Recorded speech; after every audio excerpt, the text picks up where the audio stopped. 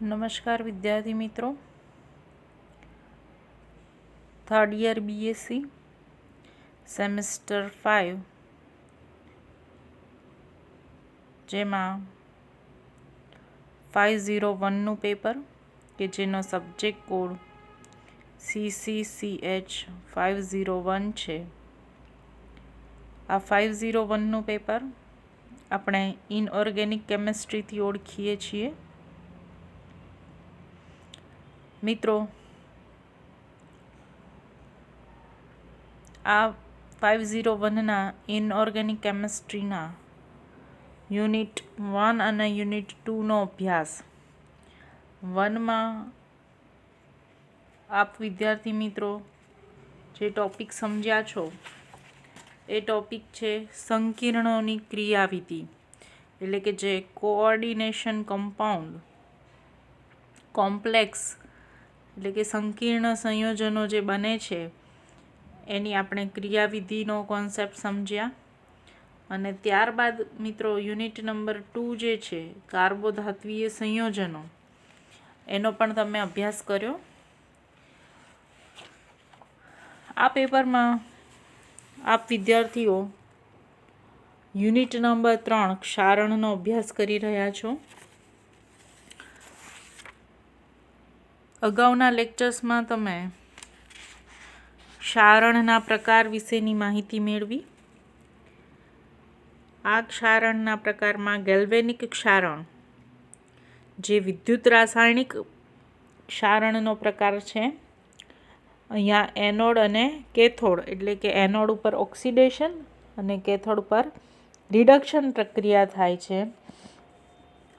અને આ વિદ્યુત રાસાયણિક ક્ષારણ દ્વારા તમે ગેલ્વેનિક ક્ષારણ વિશેની માહિતી મેળવી.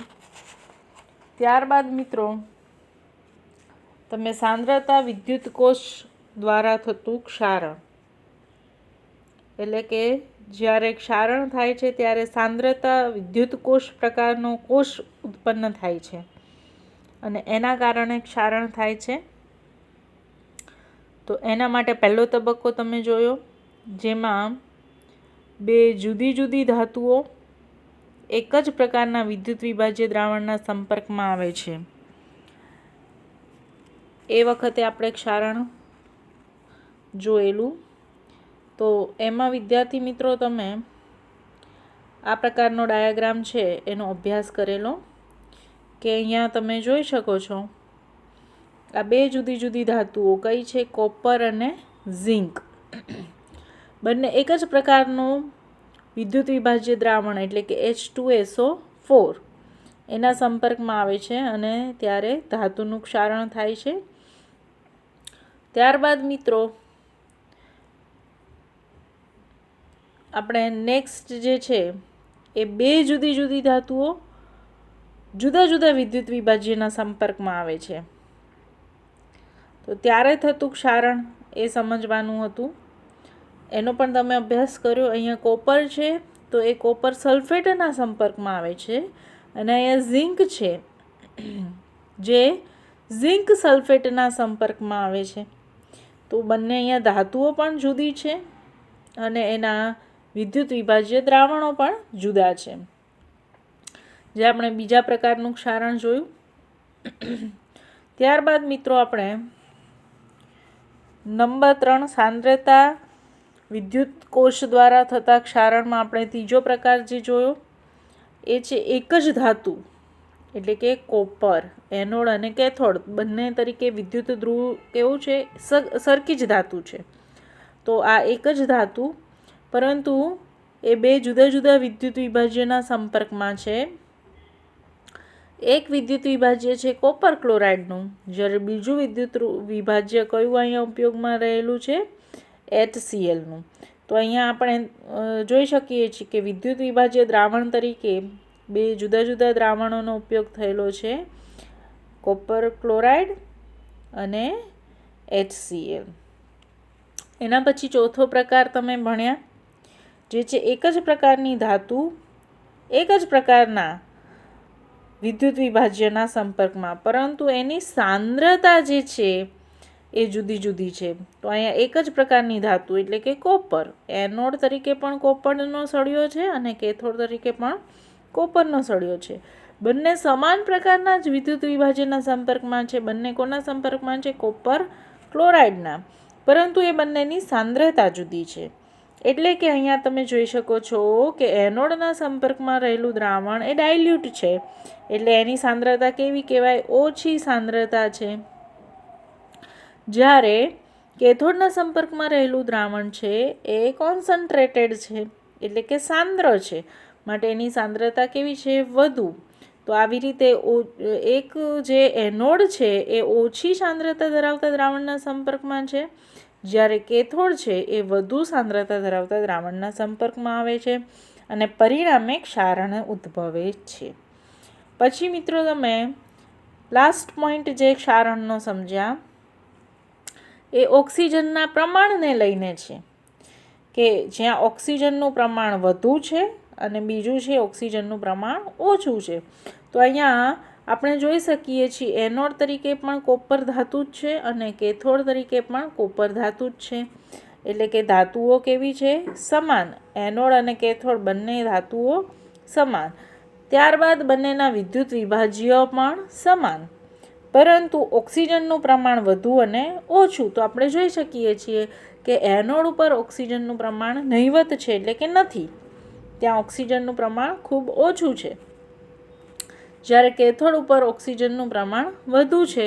તો આ ઓક્સિજનના પ્રમાણમાં થતો ફેરફાર, એટલે કે દ્રાવણમાં ઓક્સિજનનું પ્રમાણ વધુ હોય અથવા તો જે ધાતુ O2ના સંપર્કમાં હોય અને બીજી ધાતુ O2ના સંપર્કમાં ના હોય, એટલે આપણે જોઈ શકીએ છીએ કે એનોડ છે એ O2ના સંપર્કમાં નથી, જ્યારે કેથોડ છે એ ઓક્સિજનના સંપર્કમાં છે અને પરિણામે આપણને ડિફરન્શિયલ એરેશન વિદ્યુત પ્રવાહ ઉત્પન્ન થાય છે અને આ કારણે ક્ષારણ ઉદ્ભવે છે. તો વિદ્યાર્થી મિત્રો, આ જે સાંદ્રતા કોષ છે ને ઓક્સિજન સાંદ્રતા કોષ તરીકે પણ ઓળખવામાં આવે છે.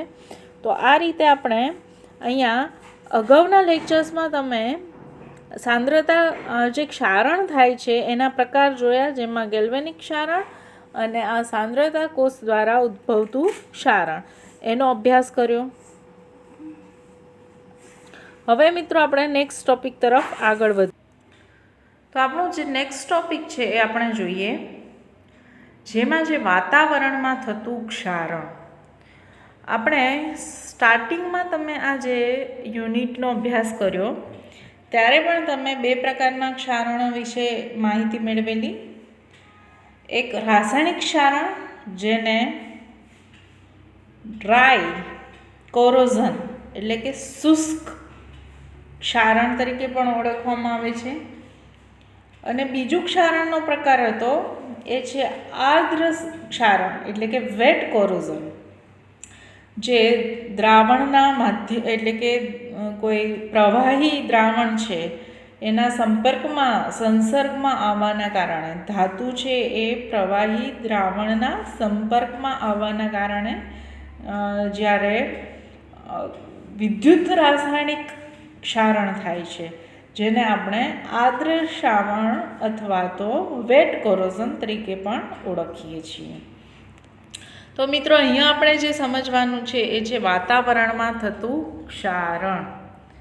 તો આપણા ટોપિકને સમજીએ. વાતાવરણમાં જેવી રીતે આપણે આ જે વાતાવરણમાં થતું ક્ષારણ સમજીએ, તો ધાતુના દ્રાવણમાં જેવી રીતે ક્ષારણ થાય છે, એટલે કે ધાતુ છે એ ક્ષારના દ્રાવણના સંપર્કમાં આવે અને એ શું અનુભવે છે? ક્ષારણ અનુભવે છે.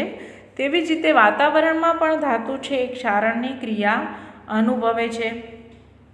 તો વાતાવરણમાં ક્ષારણ છે એ કઈ બાબત પર કઈ બાબત પર આધારિત છે એને જોઈએ. તો એક છે વાતાવરણમાંનો ભેજ એટલે કે આર્દ્રતા, મોઇસ્ચર જેને આપણે કહીએ છીએ, વાતાવરણમાંનો ભેજ. અને બીજું પરિબળ જે છે એ છે વાતાવરણમાં રહેલી ઘન, પ્રવાહી કે વાયુરૂપ અશુદ્ધિઓ. તો આ બંને પરિબળ છે એ વાતાવરણમાં થતા ક્ષારણ ઉપર અસરકારક છે. હવે મિત્રો આપણે આગળ જોઈએ તો ક્ષારણ નિપજો જે મળે છે, ક્ષારણ બાદ આપણને જે નિપજો મળે છે એ ધાતુના સંપર્કમાં હોવાથી તેની અસર એ ક્ષારણના વેગ ઉપર થાય છે. તો ધાતુના સંપર્કમાં કોણ હોય છે? ક્ષારણ થયા પછી ઉદ્ભવતી નિપજ. જેમ કે આપણો આ કોઈ ધાતુનો સળિયો છે, તો આ ધાતુનો સળિયો છે એમાં એક ભાગ છે એ એનોડ છે, બીજો ભાગ છે એ કેથોડ છે, અને બંને ઉપર થતી વિદ્યુત રાસાયણિક પ્રક્રિયાને કારણે આ એનોડવાળો જે ભાગ છે એ ક્ષારણ અનુભવે છે. તો જે ક્ષારણ અનુભવે ત્યાં શું ઉત્પન્ન થાય? ક્ષારણ નિપજ ઉત્પન્ન થાય. તો આ ક્ષારણ નિપજ છે એ કોના સંપર્કમાં રહેલી છે? આ ધાતુના સંપર્કમાં, અને પરિણામે એના ક્ષારણ થવાના વેગ ઉપર અસર કરે છે. હવામાંનો ભેજ અને અશુદ્ધિઓ પણ ક્ષારણની નિપજ ઉપર અસર કરે છે. એટલે કે ક્ષારણની પ્રક્રિયા થવાના વેગ ઉપર અસર કરે છે. વાતાવરણમાં થતા ક્ષારણના મુખ્ય 3 પ્રકાર પાડી શકાય. એટલે કે વાતાવરણમાં જે ક્ષારણ થાય છે એને આપણે 3 પ્રકારે સમજવાના છે, અને એના માટે એક આપણને અહીંયા આલેખ પણ આપેલો છે. તો આપણે એને સમજીએ. સૌથી પહેલું જે છે ક્ષારણ, એમાં જે ક્ષારણ થાય છે એ ક્ષારણની ક્રિયા થવાથી જે ક્ષારણ નિપજ ઉત્પન્ન થાય છે એ ક્ષારણની નિપજ એ ક્ષારણના વેગ ઉપર અસર કરે છે, જે આપણે અગાઉ જોયું. તો એ ક્ષારણની નિપજનો પ્રકાર કયો છે એના આધારે વાતાવરણમાં થતા ક્ષારણને આપણે સમજીએ. તો સૌથી પહેલો જે આપણે મુદ્દો સમજવાનો છે એમાં આવે છે વાતાવરણમાં ક્ષારણ થવાથી બનતી ક્ષારણ નિપજ. આ ક્ષારણ નિપજ કયા પ્રકારની છે આપણે સમજીએ.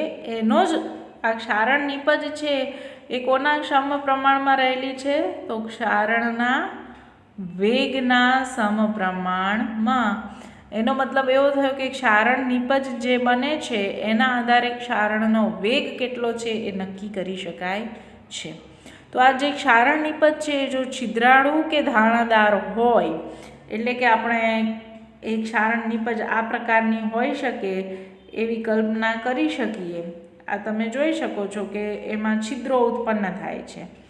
અથવા તો આ જે ક્ષારણ દ્વારા મળતી નિપજ જે છે એ દાણાદાર હોય, એટલે તમે આ રીતે પણ એની કલ્પના કરી શકો. ઉપરની ભાગે આપણને શું મળતા હોય? દાણા ઉત્પન્ન થયેલા હોય. તો આવી રીતે દાણાદાર હોય તો આવી ક્ષારણ નિપજ એ ક્ષારણ વેગ ઉપર કોઈ પણ અસર થતી નથી. એટલે કે એ એના વેગમાં ઘટાડો પણ કરતી નથી કે એના વેગમાં વધારો પણ કરતી નથી. એના માટેનું આપણી પાસે એક્ઝામ્પલ છે ઝિંક ધાતુ. તો આ ઝિંક ધાતુનું જ્યારે વાતાવરણમાં ક્ષારણ થાય છે એ સમય સાથે ક્ષારણનો વેગ ધીમે ધીમે વધે છે. તો ઝિંક ધાતુનું વાતાવરણમાં ક્ષારણ એ સમય સાથે કેવું થાય છે? વધતું જાય છે. અને એ ધાતુના વજનમાં પણ શું થાય છે? સુરેખ વધારો થાય છે. આપણે હમણાં આલેખ જોઈએ એટલે તમને વિશેષ ખ્યાલ આવશે. તો એ આલેખ દ્વારા તમે એની માહિતી મેળવી શકશો. અહીંયા તમે જોઈ શકો છો આ આલેખ છે.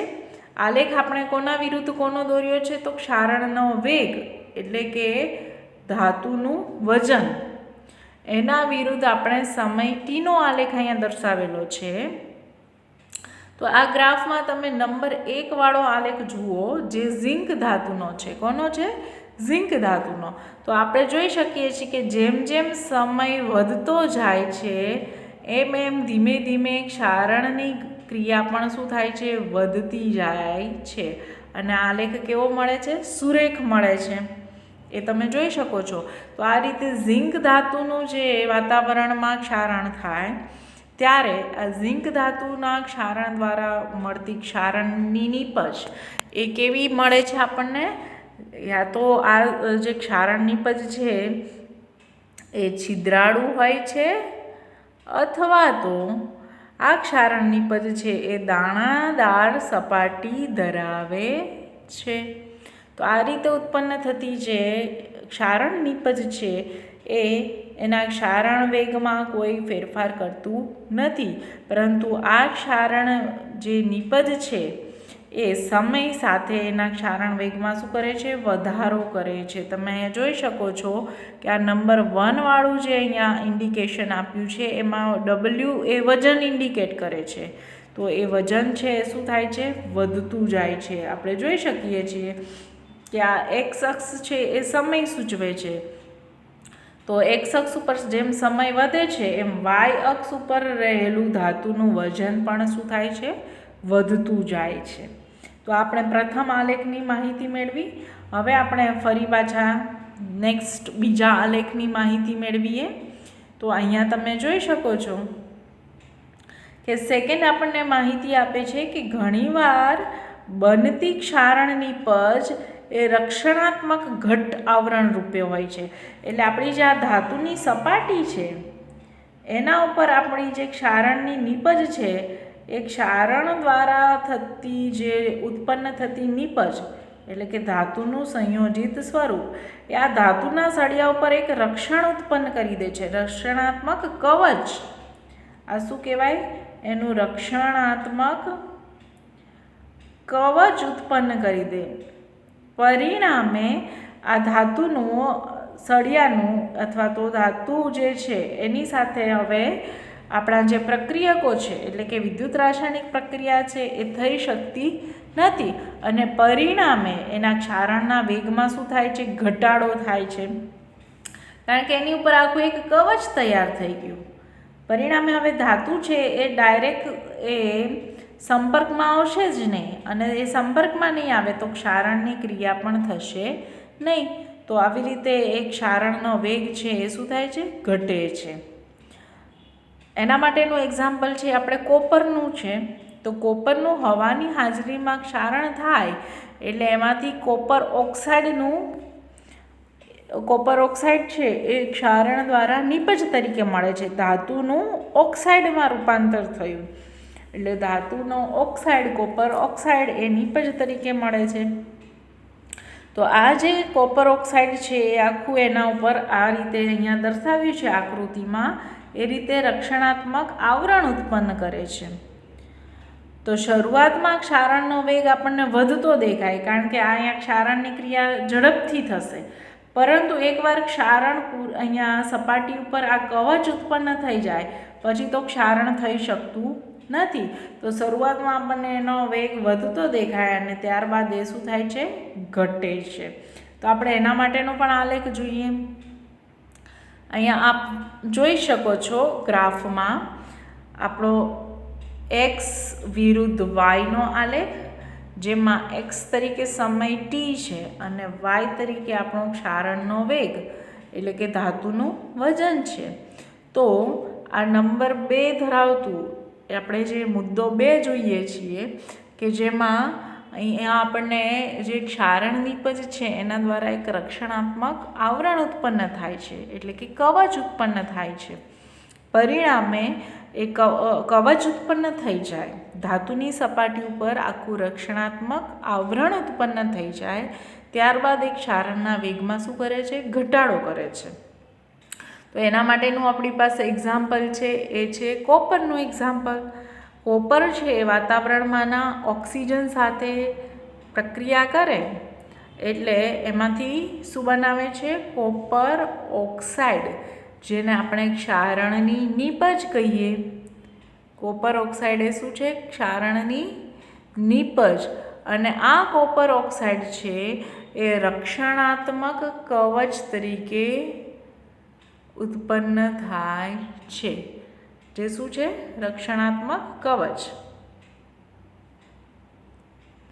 તો આ રક્ષણાત્મક કવચ ઉત્પન્ન થઈ જાય ત્યારબાદ આપણને એ ધાતુની સપાટી છે એના ઉપર ઓક્સિજન છે એ પ્રક્રિયા કરી જ શકતો નથી. પરિણામે શરૂઆતમાં જેમ જેમ સમય વધતો જાય છે એમ તમે જોઈ શકો છો કે એનો વેગ પણ શું થાય છે? વધે છે. હવે આ જે વધતો વેગ છે એ ક્યાં સુધીનો છે? કોપર ઓક્સાઇડ ઉત્પન્ન થાય ત્યાં સુધીનો. હવે જ્યારે કોપર ઓક્સાઇડ છે ધાતુની સપાટી ઉપર સંપૂર્ણપણે કવચ ઉત્પન્ન કરી દે ત્યારબાદ ત્યાં ક્ષારણની ક્રિયાનો વેગ ઘટે છે અને વેગ ઘટે છે માટે એનું વજન પણ શું થાય છે ઘટે છે માટે આ સ્લોપ આપણને શરૂઆતમાં વધતો અને ત્યારબાદ ઘટતો દેખાય છે। તો મિત્રો તમે આ આલેખમાં સમજી શકો છો કે આપણે બે મુદ્દાનો અભ્યાસ કર્યો। એક જે છે એમાં ક્ષારણની નીપજ જે મળે છે એ ક્ષારણ નીપજ આપણને કયા પ્રકારની મળે છે તો એ યા તો છિદ્રાળુ હોય અથવા તો એ દાણાદાર હોય। તો ત્યારે આ રીતે જોઈ શકીએ છીએ કે આલેખ છે એ વધતો મળે છે એનો મતલબ એવો થયો કે સમય સાથે ક્ષારણનો વેગ વધે છે। પરંતુ જો આપણને ક્ષારણની નીપજ દ્વારા રક્ષણાત્મક કવચ મળતું હોય, શું મળતું હોય રક્ષણાત્મક કવચ, તો આ પરિસ્થિતિમાં ક્ષારણનો વેગ છે એ ઘટે છે અને વેગ ઘટે છે એટલે તમે જોઈ શકો છો કે શરૂઆતમાં સમય સાથે ક્ષારણ વધતું દેખાય છે, ત્યારબાદ જેમ જેમ સમય વધતો જાય છે એમ એમ ક્ષારણના વેગમાં ઘટાડો થતો હોવાને કારણે આપણને સ્લોપ છે એ ડાઉન જતો દેખાય છે। તો હવે પછીનું આપણું જે ત્રીજું ક્ષારણ છે એ એક્ઝામ્પલ આપણે જોવાનું છે આયન એટલે કે લોખંડનું। આપણે પહેલું જે છિદ્રાળુ અને દાણાદાર જે ક્ષારણની નીપજ મળે છે એ કોણ આપે છે ઝિંક ધાતુ આપે છે। ત્યારબાદ રક્ષણાત્મક કવચ ઉત્પન્ન કરતી ક્ષારણની નીપજ એ કોપર ધાતુ આપે છે અને હવે પછી આપણે આયન એટલે કે એફી ધાતુ લોખંડની આપણે એ અભ્યાસ કરવાનો છે જે નેક્સ્ટ લેક્ચરમાં જોઈશું।